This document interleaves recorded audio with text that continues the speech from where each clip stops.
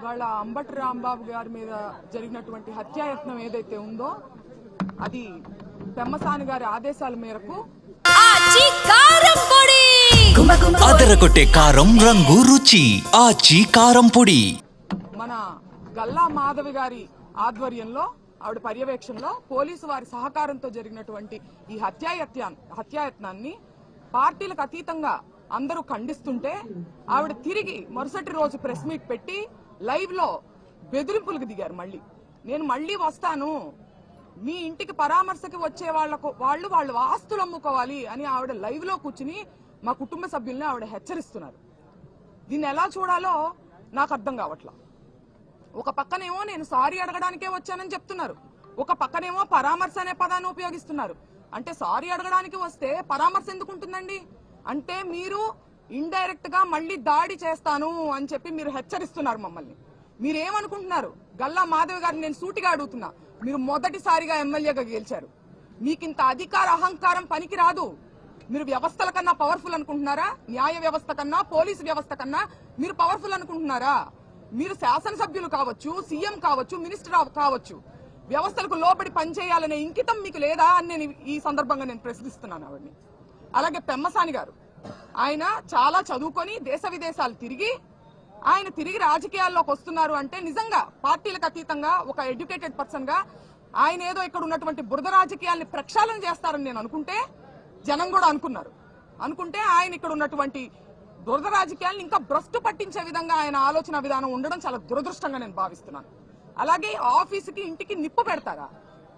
ఆఫీస్కి ఇంటికి నిప్పు పెట్టారు, పక్కనున్న ఇళ్లకి ఆ నిప్పు అంటుకుంటే మొత్తం పక్కనిళ్లలో ఉన్నటువంటి సామాన్య ప్రజానికం వాళ్ళకి ఇబ్బంది కలుగుతుందనే విచక్షణ మీరు కోల్పోయారా? కక్షతో మీ కళ్ళు మూసుకుపోయినాయా అని నేను ప్రశ్నిస్తున్నాను. ఇదే సందర్భంలో ఆవిడ నన్ను అడుగుతున్నారు, మీ పిల్లలకి ఏం మెసేజ్ ఇస్తున్నారు మీరు? మీ నాన్నగారు ఇలా మాట్లాడుతుంటే దీన్ని మేము ఊరుకుంటే మీరేం మెసేజ్ పంపిస్తున్నట్టు ముందు తరాలకే అని అంటున్నారు. నేను ఆవిడని సూటిగా అడుగుతున్నా, మీరేమి మెసేజ్ ఇస్తున్నారు మీ పిల్లలకి? న్యాయాన్ని మీ చేతిలోకి తీసుకోమని మీరు మెసేజ్ ఇస్తున్నారా? వ్యవస్థల్ని కంట్రోల్ చేయమని మీరు మెసేజ్ ఇస్తున్నారా? అవతలి వారు తప్పు చేస్తే అంతకు మించిన తప్పు మీరు చేయండి అని మీ పిల్లలకి మీరు మెసేజ్ ఇస్తున్నారా? నేను ఇవ్వట్లేదు. న్యాయం ఒకటి ఉంటుంది, దాని పని చేసుకుపోతుంది, మనం వ్యవస్థలకి లోబడి మనం ఉండాలి అనే నేను మెసేజ్ ఇస్తున్నా. ఏ చట్టం చెప్పిందమ్మా రాళ్లు కర్రలు తీసుకుని ఇంటి మీదకి వచ్చి సారీ అడగమని ఏ చట్టం చెప్పిందో ఆవిడ నాకు తెలియజేయాలి, నేను తెలుసుకుంటాను. అలాగే ఇవాళ రాంబాబు గారు రెడ్ బుక్ ని నేను కేర్ చేయను అని చెప్తున్నారు. అలాంటి మనిషి లా అండ్ ఆర్డర్ కి రెస్పెక్ట్ ఇచ్చి ఆయన వల్ల తప్పు జరిగినప్పుడు వచ్చి సారీ చెప్తారు. ఈ వ్యత్యాసాన్ని మీరు గమనించాలి.